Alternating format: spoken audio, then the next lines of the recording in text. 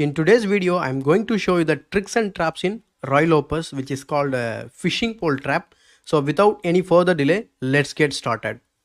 Here, white starts the game with e4, black replies with e5, king's pawn opening, or the open game, and white continues the game with knight f3, knight c6, white plays the Ruy Lopez with bishop to b5.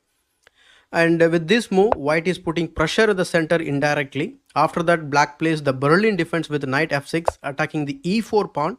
And now white can completely ignore the threat on the pawn and castle on the king side.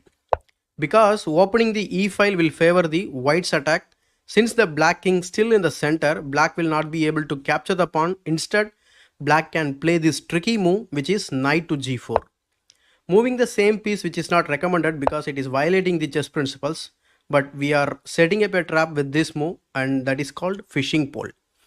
After this move, most of the white players will try to kick this knight with a h3. Now we can again ignore this threat and play pawn to h5, supporting the knight.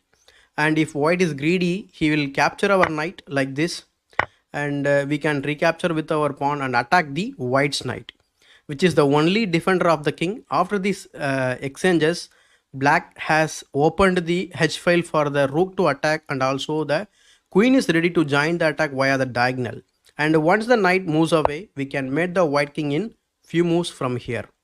After knight to e1, queen h4 threatening the checkmate in one move. The last try for white would be to free up the f2 square to run away from the mating attack. So f4, and black stopped this idea by playing pawn to g3. And now the mate is inevitable. After the computer like moves queen h5, queen takes queen, rook f3, queen h1 is checkmate. So before we continue our next trap, please subscribe to the channel and press the bell icon for the instant updates. And if you want to check the more tricks like this, please check the I button above and check the description for other videos links. So after knight to g4, white may play rook e1. So attacking or defending the pawn.